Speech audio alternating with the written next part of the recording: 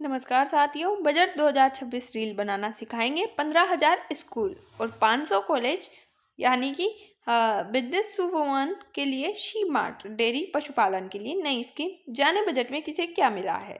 Budget 2026 युवाओं के लिए क्या है। तो Indian institute of creative technology Mumbai की मदद से 15,000 सेकेंडरी स्कूलों और 500 कॉलेजों में कंटेंट क्रिएटर लैब्स खुलेंगे। एनिमेशन, विजुअल इम्पैक्ट, गेमिंग और कॉमिक एबीजीसी सेक्टर के लिए 2030 तक 20 लाख युवाओं को तैयार किया जाएगा। 5 नए टाउनशिप विकसित किए जाएंगे, जहां पढ़ाई के साथ कंपनियों में काम का मौका देकर युवाओं को कॉर्पोरेट मित्र बनाया जाएगा। गेमिंग स्टार्टअप्स को लोन देने के लिए 10,000 करोड़ का फंड बनाया जाएगा और साथ ही साथ 10 लाख से ज़्यादा प्रोफेशनल को हायर किया जाएगा। फिर आईआईटीज और आईआईएससीज में 10,000 नई टेक फेलोशिप शुरू की जाएगी, जिसमें एआई और डीप टेक में रिसर्च पर फोकस होगा।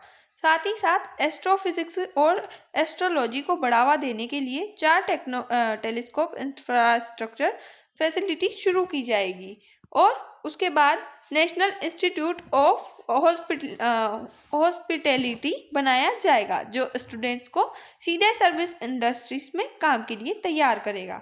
20 बड़े टूरिस्ट साइट पर 12 हफ्तों का हाइब्रिड ट्रेनिंग कोर्स चलेगा। इससे 10,000 टूरिस्ट गाइड को अपस्किल किया जाएगा। National destination digital knowledge grid बनेगा। इससे लोकल रिसर्च, इतिहासकार और कंटेंट क्रिएटर के लिए जॉब के मौके बनेंगे। अब बजट 2026 है, उसमें महिलाओं के लिए क्या प्रावधान है। तो बिजनेस वुमन को प्रमोट करने के लिए सेल्फ हेल्प एंटरप्रेन्योर यानी कि शी मार्ट स्थापित किए जाएंगे। इसमें क्षेत्रीय कम्युनिटी की महिला दुकानदारों की रिटेल दुकानें होंगी और देश के हर जिले में एक गर्ल हॉस्टल बनाया जाएगा। इससे दूर दराज इलाकों की छात्राएं लैब और रिसर्च के लिए ज़्यादा समय दे सकेगी, जिससे हायर एजुकेशन में भागीदारी बढ़ सकेगी। साइंस, टेक्नोलॉजी, इंजीनियरिंग और मैथमेटिक्स यानी कि जो स्टेम है, उसमें महिलाओं को प्रमोट करने के लिए स्पेशल फंड बनाया जाएगा। उसके बाद बजट 2026 नौकरी पेशा के लिए क्या है। तो इसमें है कि इनकम टैक्स स्लैब और रेट्स में कोई बदलाव नहीं किया गया। 2025 में 12 लाख तक की आय टैक्स फ्री की गई थी। नई टैक्स रिजीम के तहत स्टैंडर्ड डिडक्शन 75,000 बरकरार है। Education to employment and enterprises committee बनाई जाएगी। ये कमेटी एआई समेत उभरती तकनीकों के रोजगार पर पड़ने वाले असर का आकलन कर सिफारिशें देगी। छोटे उद्यमियों यानी कि एसएमईएस की मदद के लिए 10,000 करोड़ रुपए का फंड बनाया जाएगा। और किसानों के लिए बजट 2026 में क्या है। तो खेती को आधुनिक बनाने के लिए multi language AI tool Bharat विस्तार लॉन्च किया जाएगा। ये टूल किसानों को उनकी अपनी भाषा में खेती के तरीके, मौसम की जानकारी, फसल के स्टॉक का अपडेट देगा। क्या है नाम, भारत विस्तार। उसके बाद नारियल उत्पाद बढ़ाने, चंदन की वैज्ञानिक खेती और पहाड़ी क्षेत्रों में बादाम, अखरोट, काजू और कोको की खेती के लिए स्पेशल इंसेंटिव दिया जाएगा। फिर मछली पालन है, उसको और मार्केटिंग के लिए 500 जलाशयों और अमृत सरोवर का निर्माण किया जाएगा। डेयरी और पशुपालन में स्टार्टअप्स को बढ़ावा देने के लिए क्रेडिट लिंक सब्सिडी योजना शुरू की जाएगी। प्रधानमंत्री किसान सम्मान निधि योजना के तहत मिलने वाली राशि को 6,000 रुपये सालाना बरकरार रखा है। इससे 11.8 करोड़ किसानों को लाभ मिलता रहेगा। बजट 2026 में अलग अलग सेक्टर के लिए घोषणाएं हैं, जिसमें मेडिकल और हेल्थ के लिए क्या है। तो कैंसर की 17 दवाओं पर कस्टम ड्यूटी हटा दी गई है। हीमोफीलिया जैसी 7 दुर्लभ बीमारियों में इस्तेमाल होने वाली दवाएं भी सस्ती होंगी। देश में 3 नए अखिल भारतीय आयुर्वेदिक इंस्टीट्यूट खुलेंगे। झारखंड के रांची और असम में 23 फुट में नेशनल मेंटल हेल्थ कैरियर की शुरुआत होगी। बायोफार्मा शक्ति स्कीम के लिए 10,000 करोड़ रुपए का ऐलान। इसके जरिए भारत को अगले 5 साल में बायोफार्मा हब बनाया जाएगा।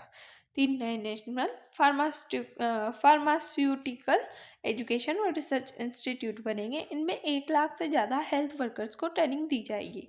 भारत को मेडिकल टूरिज्म बनाने के लिए अलग अलग राज्यों में 5 रीजनल मेडिकल हब बनेंगे। इसके लिए केंद्र राज्यों को सपोर्ट करेगा।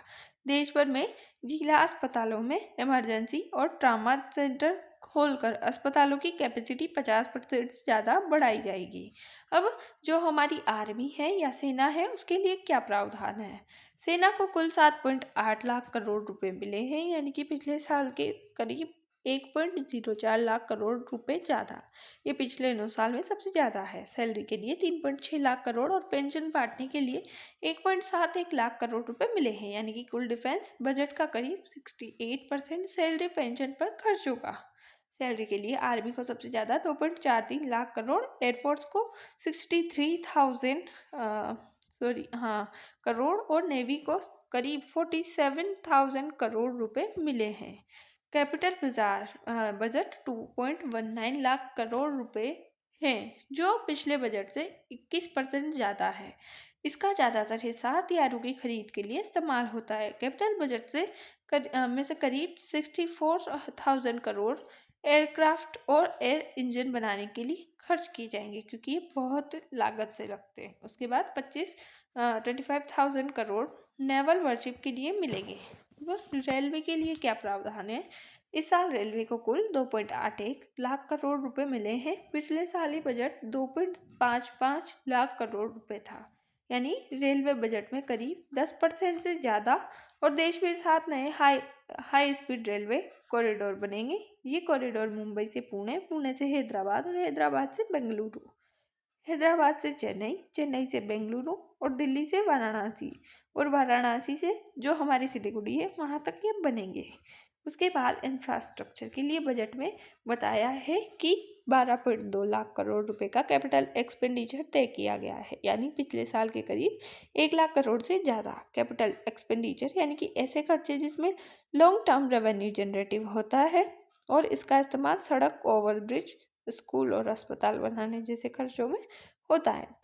माल ढोने के लिए देश में 20 नए वाटरवेज बनेंगे। पश्चिम बंगाल के दानकुनी को सूरत से जोड़ने के लिए सरकार नया मालवाहक कॉरिडोर बनाएगी।